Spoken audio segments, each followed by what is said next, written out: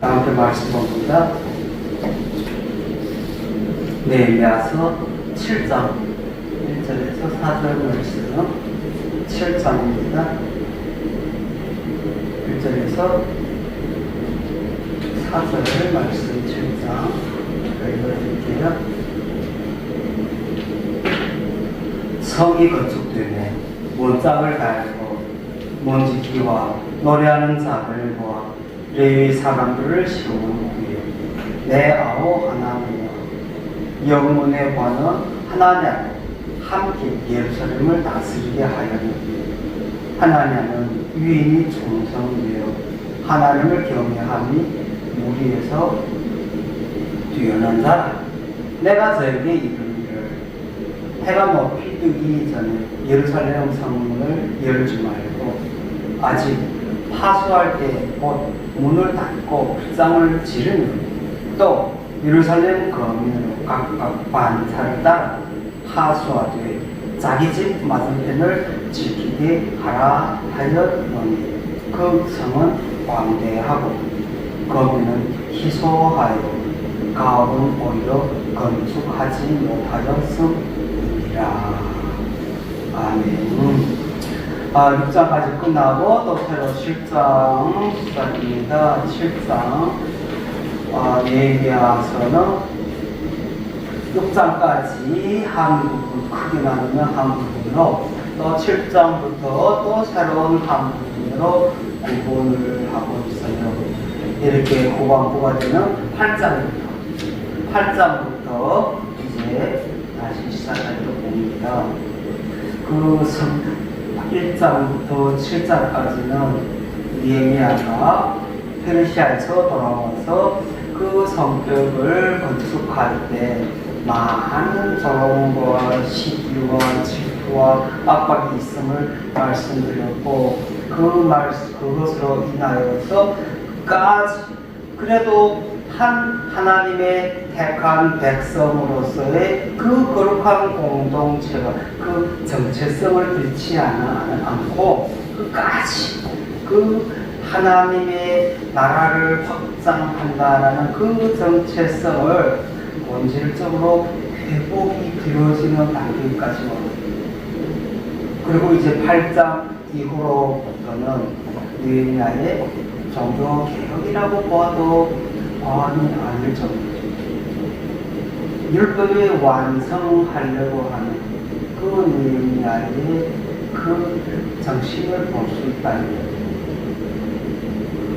바른 말씀의 삶을 살고자 하는 그 느헤미야에 있어서는요, 이 성벽 건축도 중요하였지만 이제 7장 이후로부터는 하나님의 백성들이 귀환하여 왔지만 오늘 마지막에 사절에 이런 말씀하고 있어요.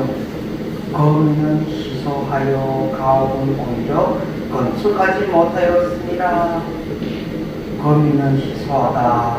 거민이 예루살렘 성벽을 쌓고 보니까 성 안에 있어야 할 인구 밀도가 모자라다 이 말이에요. 그리고 우리 성경에서는 이제 가옥을 오히려 건축하지 못했다. 가옥을 오히려 건축하지 못했다. 보면 성벽을 건축하였는데 가옥을 건축 못했다 이런 뜻으로 배우잖아요. 실은 그런 뜻이 아니라 무엇이냐면 예루살렘 성 안에 집들이 너무 적다 이거예요. 들어와서 살 수 있는 집들이 너무 적다 이 말씀입니다. 이렇게 느헤미야는 그 예루살렘 성벽이 완성됨과 동시에 예루살렘 성내의 사역을 시작합니다. 이제 성 안에 뭘 합니까? 이제는 성 안에서 내적 치유가 시작된다. 그러기 위하여 느헤미야는 지금 오늘 부분에 보면 이상에서 내 아우 하나님과 영문의 관은 하나님으로 함께 예루살렘을 다스리게 했다. 누구와 누구? 동생 하나님과 누구? 영문의 관은 하나냐로 함께라고 썼어요. 쉽게 말하면 이런 거예요. 당신의 동생 하나냐는 행정장관으로 세우는 거예요. 2인자죠. 느헤미야가 성도가 1인자고, 그리고 두 번째는 하나냐라고 하는데, 하나냐를 뭐라고 불렀어요? 영문의 관원이다라고 썼어요. 영문이라는 것이 무엇이냐면요, 성들을 쌓으면 성에 들어가는 문이 있잖아요. 그걸 영문이라고 해요. 그리고 성문 위에는 뭐가 있어요? 성이 있고 그 문이 있으면요, 그 성문 위에는요 보루가 있어요. 사람이 주둔해서 잘 수 있는 집이 있어요. 영화나 드라마를 봐요. 그냥 일반 뭐예요? 성벽에는 그냥 벽이지만은요, 그 문이 있는 위에는요 장관들이 거기에 있기 때문에 주요하잖아요. 요새화되어 있었다라는 표현을 잘 쓰고 있지만, 그래서 이 하나냐는 무엇이냐면요, 영문의 관원이었다라는 표현을 쓰고 있어요.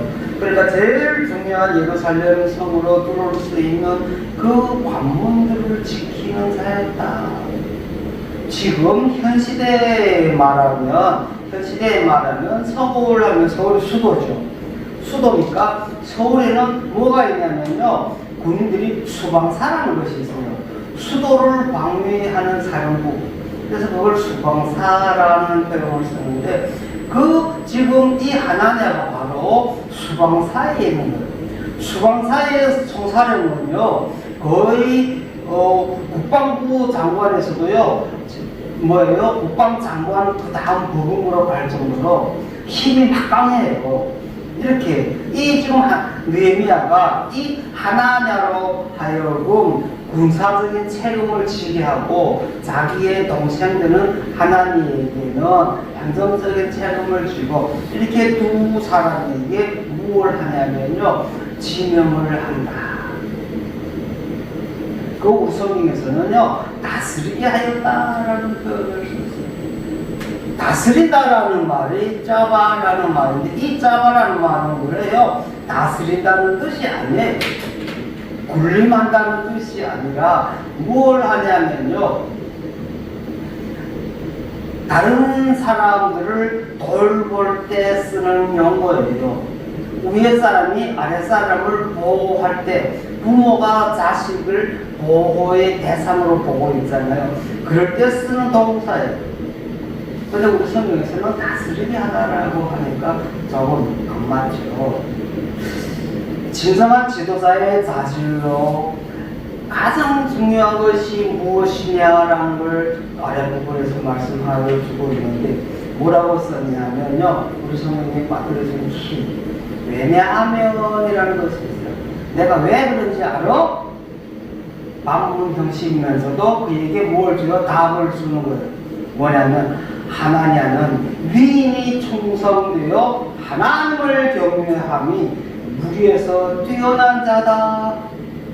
무리에서 뛰어난 자다. 그 어떤 사람들보다도 더욱더 하나님을 두려워하고 있는 자다라는 걸 말씀해 주고 있습니다. 그는 신실한 사람이고, 많은 사람들 가운데서도 그 많은 사람들보다도 더욱더 하나님을 경외한다.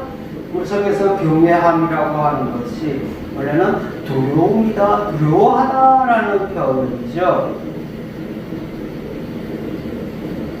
하나님을 두려워한다고 하면서도요, 대신에 세상과 사람을 두려워할 때에는요, 그것이 무엇이 되어져요? 얼루가 되어져요. 오늘 하나님과 같이 하나님을 경외하는, 그것도 얼마나 경외하였으면 많은 사람들보다 그 누구보다도 뛰어났다라고 말씀해주고, 무리에서 뛰어난 자다라고 하는 것은요, 전치사 무엇보다도 더 크다라는 전치사 민과 라고라는 형용사, 많다, 뛰어나다, 뭐라고요? 표출되어졌다, 크다, 이런 부분을 쓰는 것. 그래서 우리 오늘 성경에서는 뛰어난 자다라는 표현을 썼는데, 이 느헤미야가 그 예루살렘 성벽을 다 건축하고 자기의 동생인 그 하나냐와 그 보루를 지키고 있는 그 가운데에 관원으로 있는 이 하나님을 세워서 예루살렘을 지키게 하는 겁니다.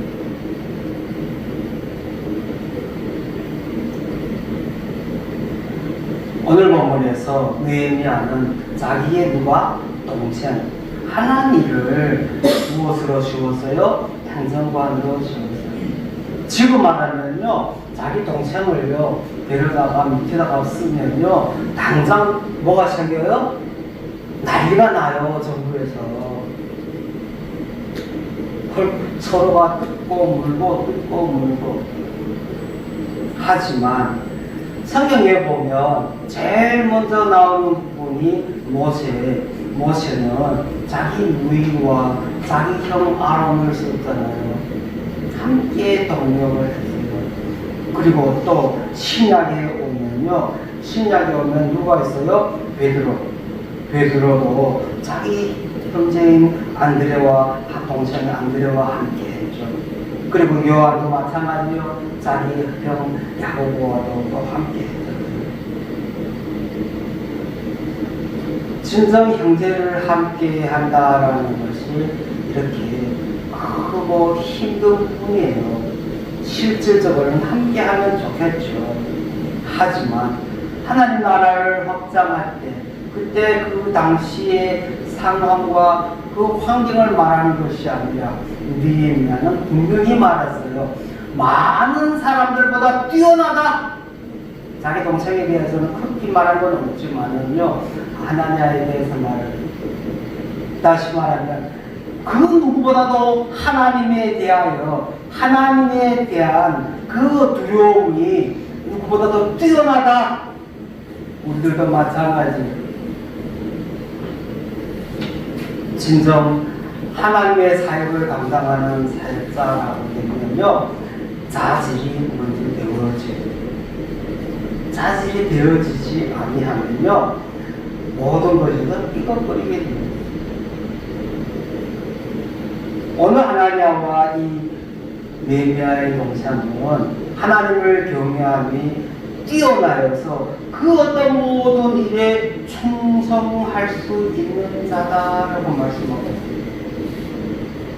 우리들도 그대에게서 배워야 할 것은 하나의 공동체로서 이 공동체가 세워져 가는 가운데 하나님께서 세우고자 하는 많은 자들 중에서 그 자질과 능력은 뛰어안아도 돼요.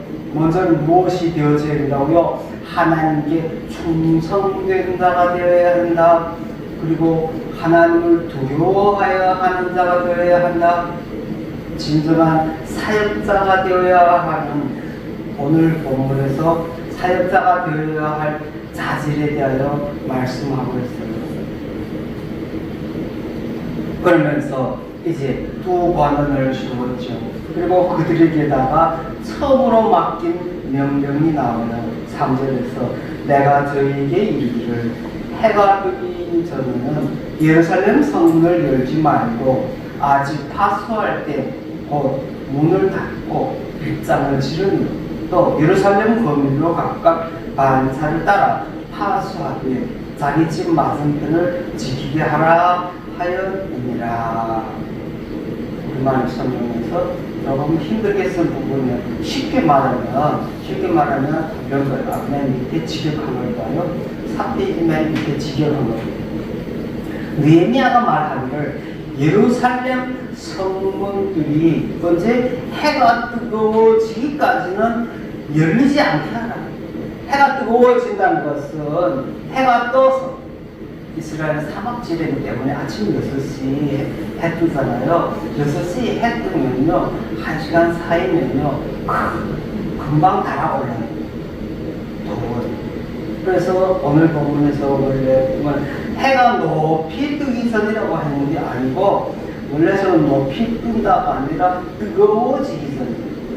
어느 성경에서는 해가 뜨거워지기까지는 절대 성문들이 열리지 말라. 그리고 그들이 지키는 동안은 문들을 닫게 하라. 다시 말하면 파수꾼들이 파수 위에서 지키고 있잖아요. 지키고 있는 동안은 문이 열려 있으면 안 된다 이거예요.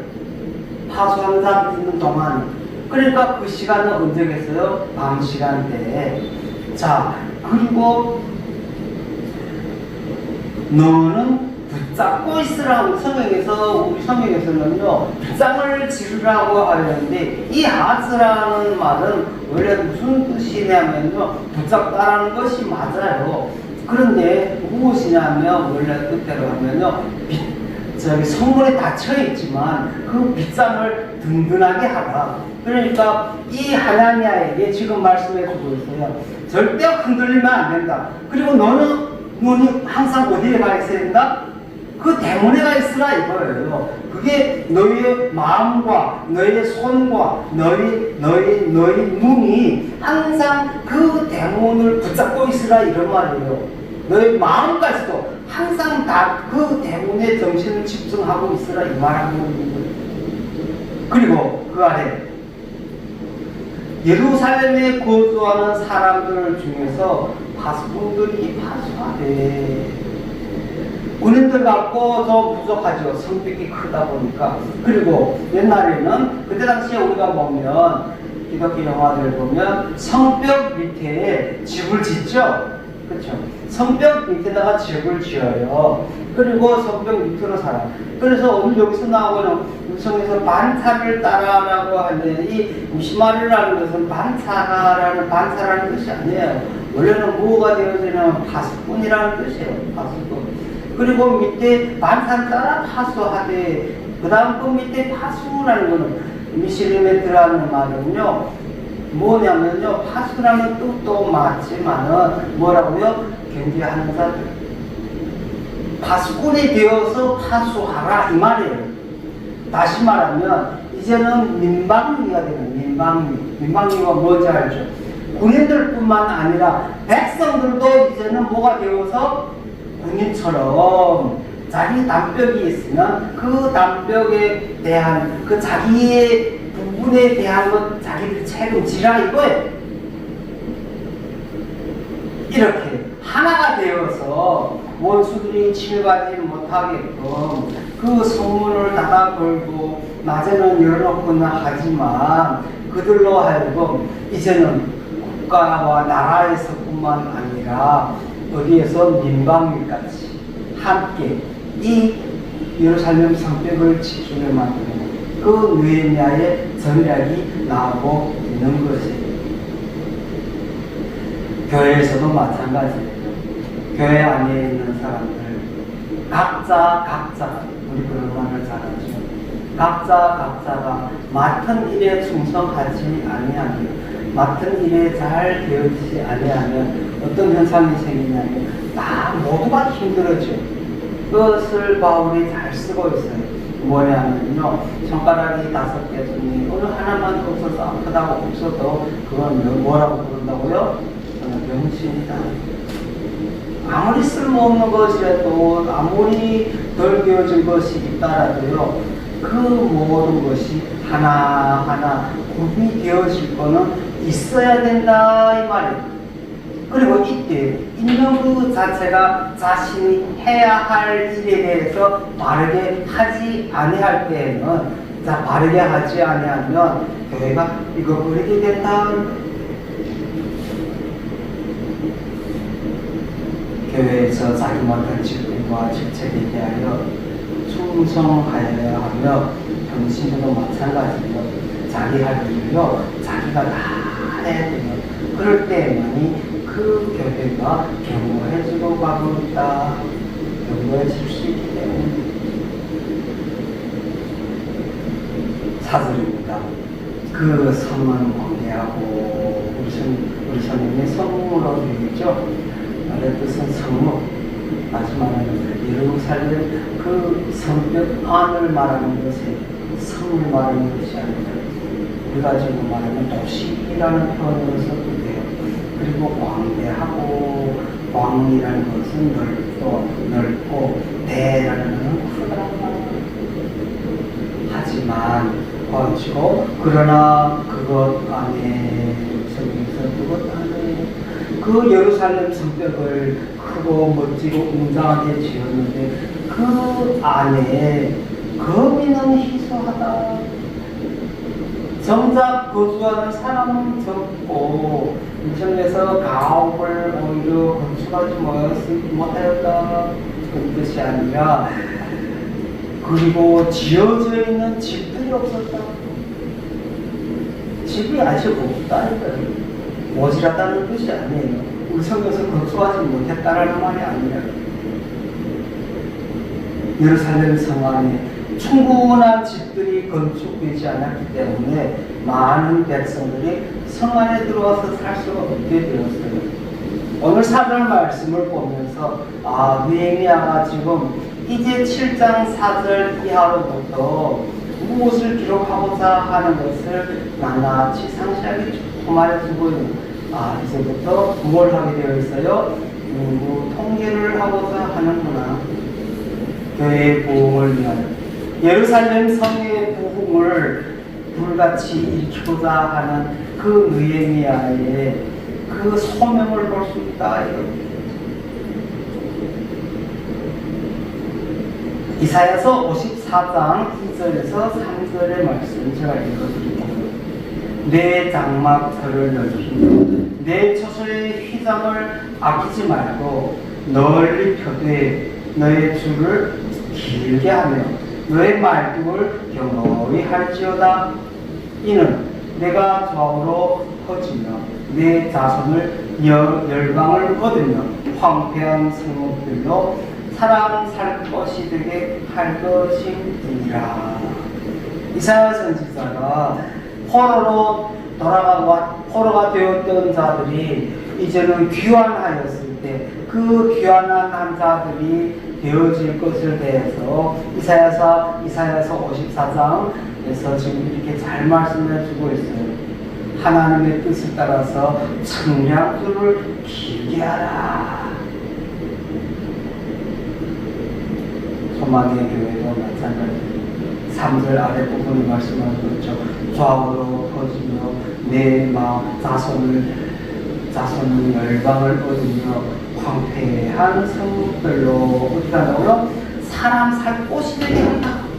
황폐한 성읍이 뭐가 되게 한다고요? 사람이 사는 곳이 되게 한다.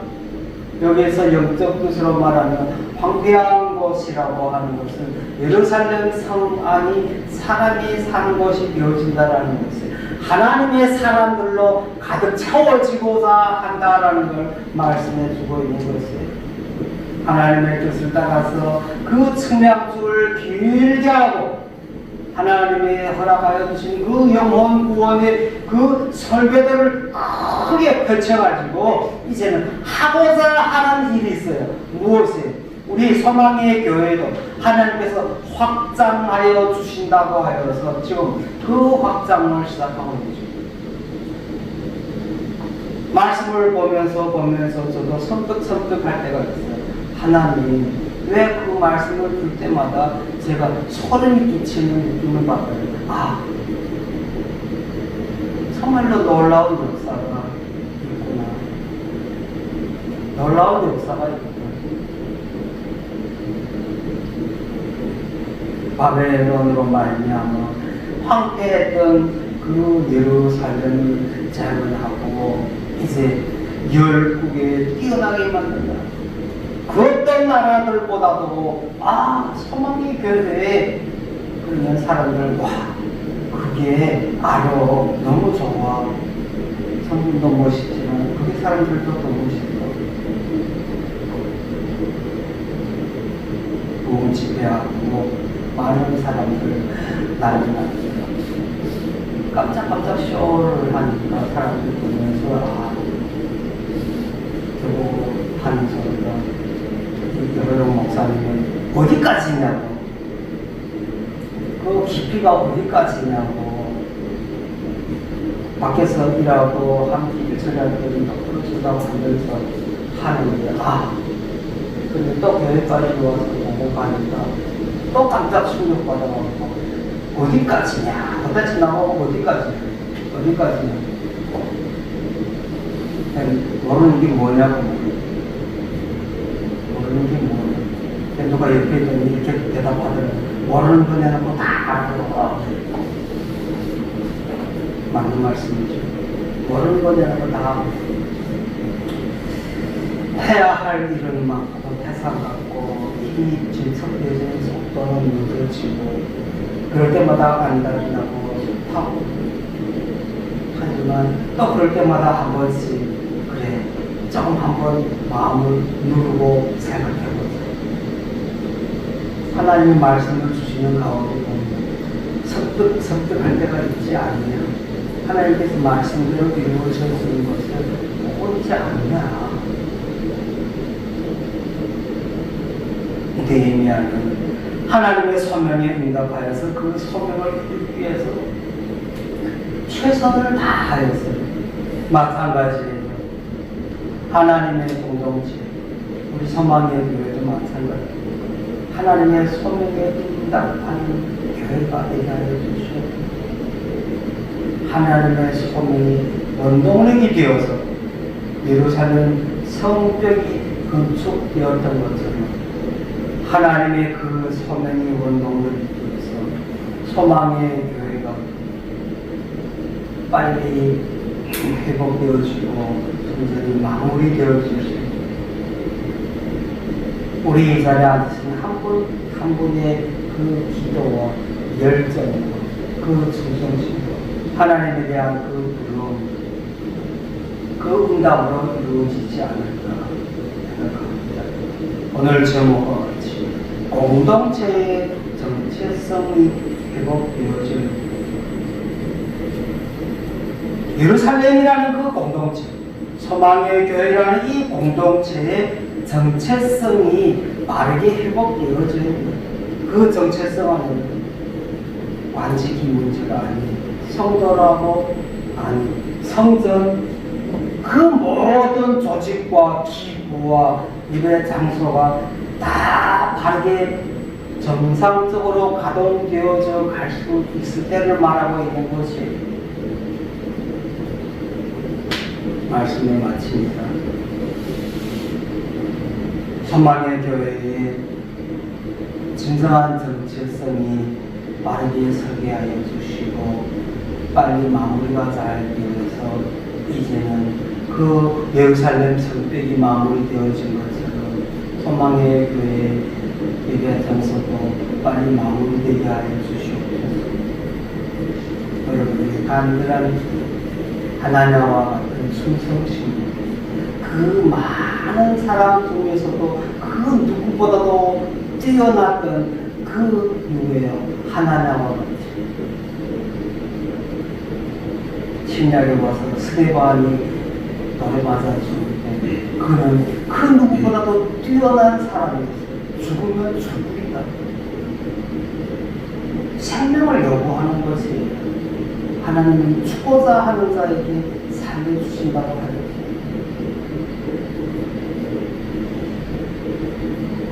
진정한 정체성은 당신이 하는 것이요. 네가 해.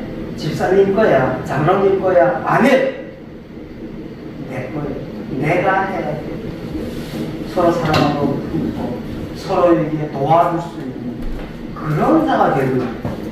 그것이 진정한 정체성이 회복되는 거예요.